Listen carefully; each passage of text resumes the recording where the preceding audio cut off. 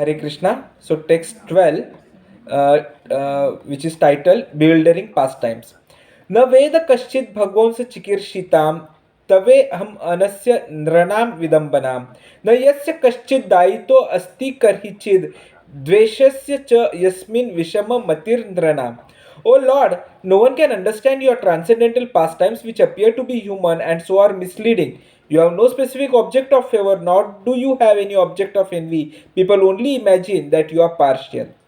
न वेद कश्चित् भगवंस चिकीर्षितं तवे हम मनस्य नृणां विदम्बनं न यस्य कश्चित् दायितो अस्ति कर्हिचेत् द्वेष्यश्च यस्मिन् विषम मतिर्नृणाम्. Srimad Bhagavatam 1.8.29. The Lord's mercy upon the fallen souls is equally distributed. He has no one as the specific object of hostility. The very conception of the personality of Godhead as a human being is misleading. His pastimes appear to be exactly like a human being's, but actually they are transcendental and without any tinge of material contamination.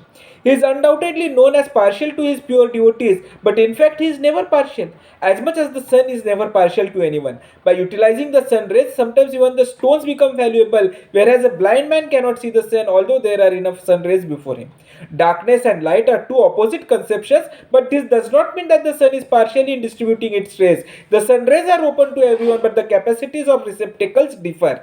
Foolish people think that devotional service is flattering to the Lord to get special mercy.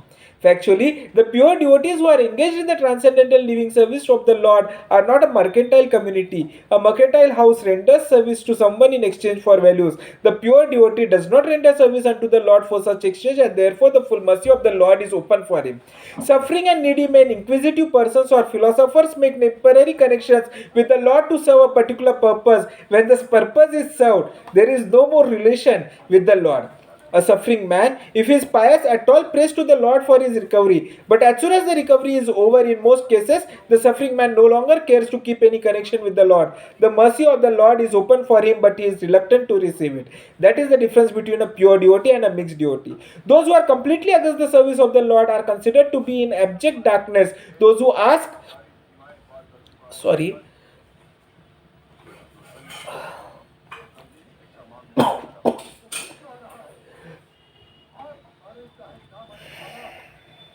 those who are completely against the service of the Lord are considered to be in abject darkness. Those who ask for the Lord's favor only at the time of necessity are partial recipients of the mercy of the Lord, and those who are sent person engaged in the service of the Lord are full recipients of the mercy of the Lord. Such partiality in receiving the Lord's mercy is relative to the recipient, and it is not due to partiality of the all-merciful Lord.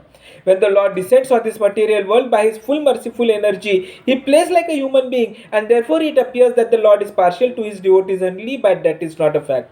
Despite such an apparent manifestation of partiality, his mercy is equally distributed. In the battlefield of Kurukshetra, all persons who died in the fight before the presence of the Lord got salvation without the necessary qualifications, because death before the presence of the Lord purifies the passing soul from the effects of all sins, and therefore the dying man gets a place somewhere in the transcendental abode. Somehow or other, if someone puts himself open in the sun rays, he is sure to get the requisite benefit both by heat and by ultraviolet rays. Therefore, the conclusion is that the Lord is never partial. It is wrong for the people in general to think of him as partial. The Lord says in Bhagavad Gita 4.8, Paritranaya sadhunam vinashaya cha dushkritam dharma sansthapanarthaya sambhavami yuge yuge. In order to deliver the pious and to annihilate the miscreants, as well as to re-establish the principles of religion, I appear myself millennium after millennium. When God incarnates, he has two missions: to vanquish the demons and to deliver the sadhus, the faithful devotees. The word sadhunam, which means saintly persons, refers to devotees. It has nothing to do with worldly honesty or dishonesty, morality or immorality. It has nothing to do with material activities. Sometimes you may think that the word sadhu refers to a person who is materially good or moral, but actually the word sadhu refers to one who is on the transcendental platform. A sadhu therefore is a devotee because one who engages in devotional service is transcendental to material qualities. Gunan samatityanam. Now the Lord comes to deliver the devotees, paritranaya sadhunam, but it is clearly stated in Bhagavad Gita 14.26 that a devotee transcends the material qualities. Gunan samatityan. A devotee is in transcendental position because he is no longer under the control of the three material modes of nature: goodness, passion, and ignorance. But if a sadhu is already delivered, being on the transcendental platform, then where is the necessity of delivering him? This question may arise. The Lord comes to deliver the devotee, but the devotee is already delivered. Therefore, the word vidambana, meaning bewildering, is used in this verse because this appears contradictory. The answer to this contradiction is that a sadhu, a devotee, does not require deliverance, but because he is very much anxious to see the Supreme Lord face to face, Krishna comes not to deliver him from the clutches of matter from which he has already been delivered, but to satisfy his inner desire. Just as a devotee wants to satisfy the Lord in all respects, the Lord even more wants to satisfy the devotee. Such are the exchanges of loving affairs. Even in our ordinary dealings, if we love someone, we want to satisfy him or he or she also wants to reciprocate. So, if the reciprocation of loving affairs exists in this material world, in what an elevated way must it exist in the spiritual world? There is a verse in which the Lord says, "The sadhu is in my heart and I am also the sadhu's heart." The sadhu is always thinking of Krishna and Krishna is always thinking of the sadhu, his devotee. The appearance and disappearance of the Lord within the material world are called Chikirshitam pastimes. It is Krishna's pastimes that he comes. Of course, when the Lord comes, he has some work to perform to protect the sadhu and kill those who are against the sadhu. But both of these activities are his pastime. The Lord is not envious. The killing of the demons is also a display of his affection. Sometimes we may punish our children by giving them a very strong slap because of love. Similarly, when Krishna kills a demon, this killing is not on the platform of material jealousy or envy, but on the platform of affection. Therefore, it is mentioned in the Shastras, the Vedic literatures, that even the demons killed by the Lord attain immediate salvation. Putna, for example, was a demoniac which wanted to kill Krishna. When Krishna was performing pastimes as a small child, she coated the nipple of her breast with poison and approached Krishna's home to offer the milk of her breast. When Krishna sucks my nipple, she thought the child will immediately die. But that was not possible. Who can kill Krishna? Instead, she herself was killed, for Krishna sucked the nipple and also sucked out her life altogether. But what was the result? Krishna took the bright side. This demoniac woman came to kill me, he thought, but somehow or other I have sucked her breast milk, so she is my mother. Thus Putna attained the position of Krishna's mother in the spiritual world. This is explained in the Srimad Bhagavatam, where Uddhav says to Vidura that Krishna is so kind. God is so kind that even the witch who wanted to kill him with poison was accepted as his mother. Since Krishna is such a kind God, he said, whom else shall I worship but Krishna? Kunti Devi says, Na yasya kaschid dahitaha. The word dahitaha means favorite. Krishna favors no one. Dveshasya cha, and no one is his enemy. We expect some benediction or profit from friend and harmful activities from an enemy, but Krishna is so perfect that no one can harm him nor can anyone give him anything. So, who can be his friend or enemy? Na yasya kaschid dayito asti. He does not need anyone's favor. He is complete. I may be a very poor man and therefore I may expect some favor from a friend, but that is because I am imperfect, because I am not full, because I am deficient in so many ways. I am always needy and therefore I want to create some friend, and similarly I hate an enemy. But since Krishna is the supreme, no one can harm Krishna, nor can anyone give Krishna anything. Why then are we worshipping Krishna in the temple by offering Krishna so many comforts, dressing him, decorating him, and giving him nice food? We should we should try to understand that Krishna does not need our offerings of nice garments, flowers, or food, but if we give such offerings to Krishna, we shall benefit. Thus, it is Krishna's favor that he accepts such offerings. If one decorates oneself, one's reflection in a mirror will also appear decorated. Similarly, since we are reflections of Krishna, if we decorate Krishna, we shall also be decorated. In the Bible, it is said that man was made in the image of God, and this means that we are reflections of God's image. It is not that we invent or imagine some form of God according to our own form. Those who adhere to the Mayavad philosophy of anthropomorphism say the absolute truth is impersonal, but because we are persons, we imagine that the absolute truth is also a person. This is a mistake. And in fact, just the opposite is true. We have two hands, two legs, and a head because God Himself has these features. We have personal forms because we are reflections of God. Furthermore, we should philosophically understand that if the original person benefits, the reflection also benefits. So, if we decorate Krishna, and we also shall be decorated. If we satisfy Krishna, we shall become satisfied. If we offer nice food Krishna, we shall also get some food. Those who live outside the temples of Krishna consciousness may never have imagined such palatable food as the food we are offering to Krishna. But because it is being offered to Krishna, we also have the opportunity to eat it. So we should try to satisfy Krishna in all respects, and then we shall be satisfied in all respects. Krishna does not need our service, but he kindly accepts it. When Krishna asks us to surrender unto him, Sarva Dharman Parityajya Mamekam Sharanam Vrajaha, this does not mean that Krishna is lacking servants and that if we surrender he will profit. Krishna can create millions of servants by his mere desire, so that is not the point. But if we surrender to Krishna, we shall be saved. For Krishna says, Aham Tvam Sarva Papebhyo Mokshayishyami, I shall free you from all sinful reactions. We are suffering here in this material world without any shelter. We even see many people loitering in the street with no aim in life. When we go walking by the beach in the early morning, we see many young people sleeping or loitering there, aimless, confused, and not knowing what to do. But if we take shelter of Krishna, then we shall know. Oh, now I have found shelter. Then there will be no more confusion, no more hopelessness. I receive so many letters daily from people expressing how they have found hope in Krishna consciousness. Therefore, it is not a fact that Krishna descended here merely to collect some servants. Rather, he descended for our benefit.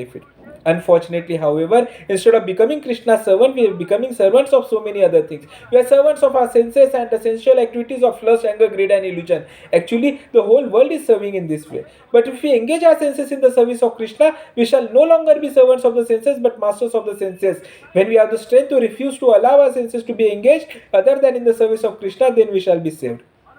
Here Kunti Devi says, your appearance in this material world is misleading, bewildering. We think Krishna has some mission, some purpose, and therefore he has appeared. No, it is for his pastimes that he appears. For example, sometimes a governor goes to inspect a prison. He gets reports from the prison superintendent, so he has no business going there. But still he sometimes goes thinking, let me see how they are doing.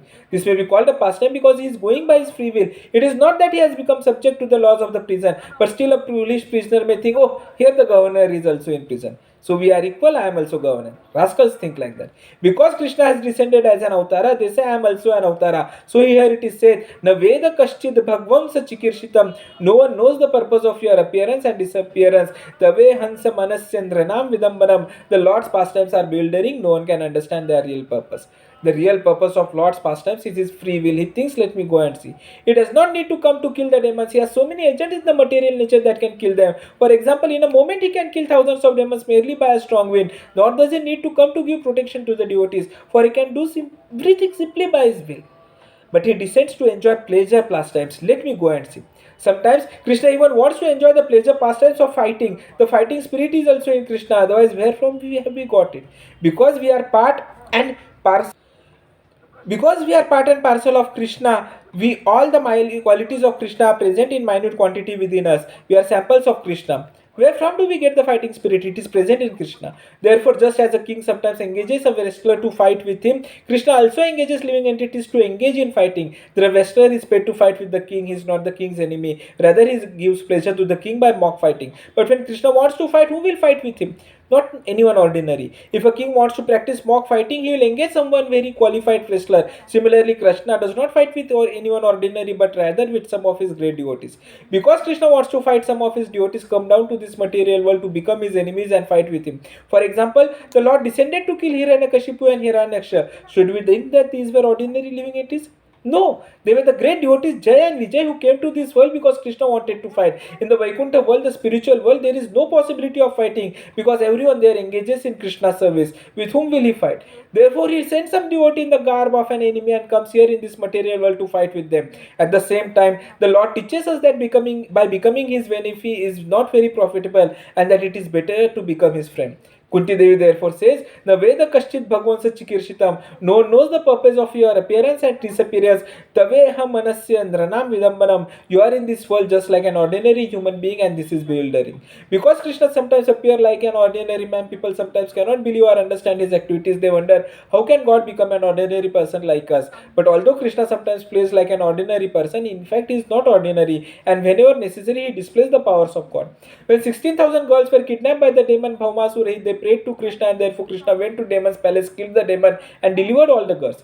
But according to strict Vedic system, if an unmarried girl leaves her home even for one night, no one will marry her. Therefore, when Krishna told the girls, now you can safely return to your father's home, they replied, sir, if we return to the homes of our fathers, what will be our fate? No one will marry us because this man kidnapped us. Then what do you want? Krishna asked. The girls replied, we want you to become our husband. And Krishna is so kind that he immediately said yes and accepted them. Now, when Krishna brought the girls back home to his capital city, it is not that each of the 16,000 wives had to wait 16,000 nights to meet Krishna. Rather, Krishna himself expanded into 16,000 forms, constructed 16,000 palaces and lived in each palace with each wife. Although this is described in Srimad Bhagavatam, rascals cannot understand this. Instead, they criticize Krishna. He was very, very luxurious. They say he married 16,000 wives. But even if he is lusty, he is unlimitedly lusty. God is unlimited. Why 16,000? He could marry 16 million and still not reach the limits of his perfection. That is Krishna. We cannot accuse Krishna of being lusty or sensuous. No, there are so many devotees of Krishna and Krishna shows favor to all of them. Some ask Krishna to become their husband, some ask Krishna to become their friend, some ask Krishna to become their son, and some ask Krishna to become their playmate. In this way, there are millions and trillions of devotees all over the universe, and Krishna has to satisfy them all. He does not need any help from these devotees, but because they want to serve him in a particular way, the Lord reciprocates. These 16,000 devotees wanted Krishna as their husband, and therefore Krishna agreed. Thus, Krishna may sometimes act like a common man, but as God, he expanded himself into 16,000 forms. Once the great sage Narada went to visit Krishna and his wife. Krishna has married 16,000 wives. He thought, let me see how he is dealing with them. Then he found Krishna living differently in each of the 16,000 palaces. In one palace, he was talking with his wife. In another, he was playing with his children. In another, he was arranging for the marriage of his sons and daughters. And in this way, he was engaged in varied pastimes in all of the 16,000 palaces. Similarly, in his childhood, Krishna played just like an ordinary child. But when his mother Yashoda wanted him to open his mouth so that she could see whether he had eaten earth within his mouth, he showed her all the universes. This is Krishna. Although he plays just like an ordinary human being, when there is need, he shows his nature as God. To give another example, Arjuna acted as the chariot driver of Arjuna, but when Arjuna wanted to see Krishna's universal form, Krishna immediately showed him a cosmic form with thousands and millions of heads, legs, arms, and weapons. This is Krishna. Krishna is completely independent and he has no friends or enemies, but he plays for the benefit of both his friends and enemies, and when he acts for the benefit of either, the result is the same. That is Krishna's absolute nature. And so Kunti Maharani says, न वेद कश्चित् भगवंस चिकीर्षितम तवे अहमानस्य नृणाम विदम्बनाम न यस्य कश्चित् दयितो अस्ति कर्हिचिद देशस्य च यस्मिन् विषम मतिर्नराम. O Lord, no one can understand your transcendental pastimes which appear to be human and so are misleading. You have no specific object of favor, nor do you have any object of envy. People only imagine that you are partial. Kunti says, न वेद कश्चित् भगवंस चिकीर्षितम तवेह मनस्य नृणाम विदम्बनम न यस्य कश्चित् दयितो अस्ति कर्हिचिद द्वेषस्य च यस्मिन् विषम मतिर्नराम. So we'll continue further tomorrow. Hare Krishna.